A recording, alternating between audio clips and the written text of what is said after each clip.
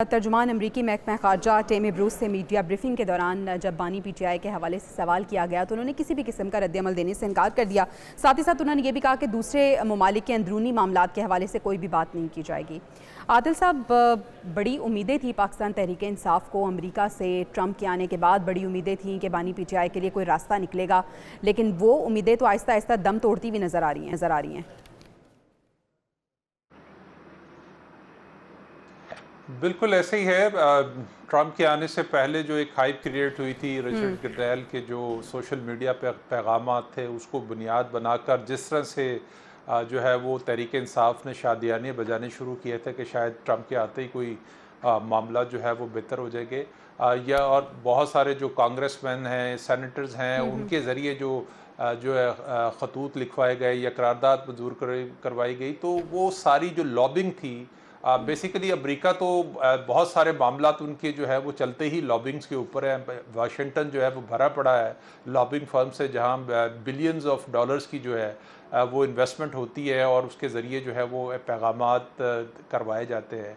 तो तहरीक इंसाफ की अब तक की जितनी भी एफ़र्ट्स थी जो है वो नाकाम रही हैं। अब जो दूसरी एफ़र्ट है, ये दूसरी मरतबा जो है तर्जमान ने इस बात की तरदीद की है या गुरेज़ किया है इमरान खान के मामले को पर बात करने से, उस पे ऊपर कोई मैसेज देने से, या वाइट हाउस की तरफ से या ट्रंप की तरफ से जो है वो बिल्कुल इस सारे मामले पर खामोशी है। उस बुनियादी वजह उसकी ये है कि मैं जैसे पहले भी कई बार कह चुका हूँ कि पाकिस्तान के अंदर इस तरह के मामलात के अंदर जो इंटरफेरेंस है वो बजरिया सऊदी अरब ज़्यादा रही है। नवाज शरीफ के मामले में हमने देखा कि सऊदी अरब के ज़रिए सारी कॉरस्पॉन्डेंस हुई। लेबनान के वो हरारी साहब थे, उन्होंने सारे मामलात में जो है इसमें रोल प्ले किया था। या ट्रंप जब क्लिंटन पाकिस्तान आए थे तो उस वक्त एक कोशिश हुई थी कि उन्होंने एक मैसेज कन्वे किया था कि नवाज शरीफ को कोई फांसी ना दे दी जाए, जैसे अभी एक किताब मंजर आम पे आई जिसके अंदर ये सारा इंकशाफ हुआ। तो बराह रास्त जो है वो जो अमेरिका की किसी भी पॉलिटिकल पार्टी या किसी भी पॉलिटिकल लीडर के हवाले से जो है वो मदाखलत हमें देखने को उस तरह से नहीं मिलती। और इसमें कोई शक नहीं है कि ट्रंप अभी बहुत सारे बखेड़ों में जो है वो उलझे हुए हैं। उन्होंने बिल्कुल ऐसा ही है और वो इस तरफ नहीं देखना चाहते। खाकवानी साहब, ये जो बानी पीटीआई की रिहाई का मामला है और चुप साधली है, क्या ये दानिस्ता तौर पे चुप साधी गई है या इससे पहले भी उनका कोई लेना देना था? नहीं, तो दानिस्ता तौर पे ये आपको याद होगा, इससे पहले भी अपने प्रोग्राम में बात की थी जब इस तरह का स्पोक्समैन से, उनके स्पोक पर्सन से सवाल पूछा गया था। गलबन व्हाइट हाउस के स्पोक पर्सन थे वो, तो उसने 2 सवाल थे तो एक को जानबूझ के इग्नोर कर दिया, इस पे आए दूसरे का जवाब दे दिया। तो वो उस वक्त भी लगा था और बल्कि मीडिया में, इंटरनेशनल मीडिया में भी बात हुई थी कि दानिस्ता तौर पे इसको इग्नोर किया गया और मतलब इसको अवॉइड किया जवाब देने से। अब तो खैर क्लियर जवाब दिया ना। और देखिए ट्रंप की, वैसे ट्रंप एडमिनिस्ट्रेशन की सब मेन इशू का लग रहा है वो अपने पड़ोसियों के अपने मसाइल उन्होंने अपने सारे बहुत सारे पैदा भी कर दिए हैं। कनाडा के साथ, मेक्सिको के साथ, रशिया के साथ जो यूक्रेन मामले को सेटल करना है, और फिर यूरोप के अपने और बहुत सारे पंगे पनामा में। और कोई बईद नहीं है कि ट्रंप साहब इसी साल ही ग्रीनलैंड पे भी कोई एडवेंचर कर गुजरे।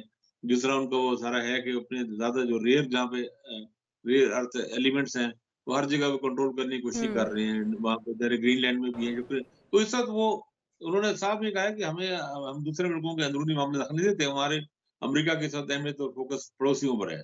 तो भाई उनको क्या पड़ी है कि पाकिस्तान भी यहाँ का जवाब दे। इस वक्त तो ऐसा ही लग रहा है। अब ज़ाहिर है पीटीआई लॉबिंग करेगी और कांग्रेसमैन जब पार्लियामेंट में उनकी सेनेट में कांग्रेसमैन से मुख्तलिफ मुमकिन है कोई खत लिखवाए जाए जब ये हुआ, लेकिन फिलहाल मतलब खासा मायूसकन है पीटीआई के लिए। अभी जो हमने वो बंदा पकड़ के दिया है जो काबुल हमले का, वो उनमें से जी जी, मास्टर ब्रेन मेन लोगों में था, उससे भी ज़ाहिर है काफ़ी फ़र्क पड़ा है।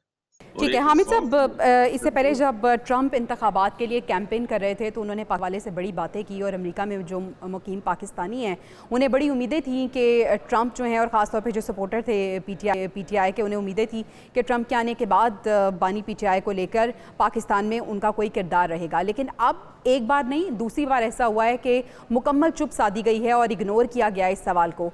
ये इंटेंशनली हो रहा है? हाँ जी, बिल्कुल। मैं ये समझता हूँ कि अमेरिका की जो इंतज़ामिया है, उसकी तरजीहात में अभी ये चीज़ शामिल ही नहीं है। ना तो उन्होंने साउथ एशियन अच्छा हामिद साहब, मैटर्स अभी को शामिल नहीं है या शामिल ही नहीं है?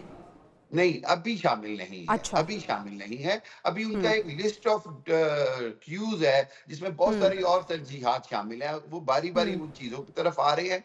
दूसरी बात ये है कि मैं ये समझता हूँ कि ये खुद पीटीआई को भी समझना पड़ेगा, पाकिस्तान की हुकूमत भी जानती है और पाकिस्तान की अवाम ये जानती है कि आज हो या कभी भी हो, किसी भी मुल्क को पाकिस्तान के मामलात में, इस तरह के सियासी मामलात में मुदाखलत की इजाज़त नहीं होनी चाहिए, ना करनी चाहिए। अभी आदिल साहब और रफ़ीक हरीरी साहब की मिसाल दे रहे थे नवाज़ शरीफ साहब के मामले में। मैं समझता हूँ उस वक़्त भी पब्लिकली उसको कोई बहुत एप्रिशिएट नहीं किया गया था उस मामले को, कि क्यों दूसरे ममालिक पाकिस्तान के इतने सियासी मामलात जो अवाम ने तय करने हैं, जो अवाम के फैसले हैं, उसके ऊपर मुदाखलत करें। और एक और बात, कि ट्रंप के बारे में या उनकी इंतज़ामिया के बारे में एक बात हमें समझनी होगी, वो ये कि अभी उनका फ़ोकस जो है वो वही बात है, यूक्रेन वॉर पे है, मेक्सिको पे, कनाडा पे, फिर उसके बाद इसराइल और फ़लस्तीन के मामले पे है। साउथ एशिया के मामले की तरफ तो वो आ नहीं रहे। इंडिया के साथ उन्होंने अपना एक मोदी सरकार का दौरा भी हो गया, चीज़ें होगी।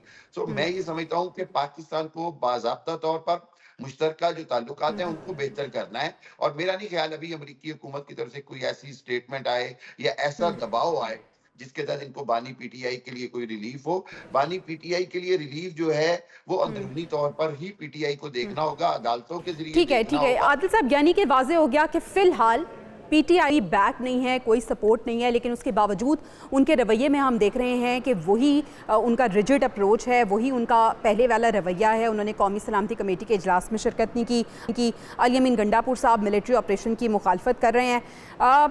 ये अपने रवैये में लचक आखिर कब लेके आएंगे? क्या इन्हें अभी भी उम्मीद है, कोई बैक, कोई सपोर्ट इन्हें नज़र आ रही है?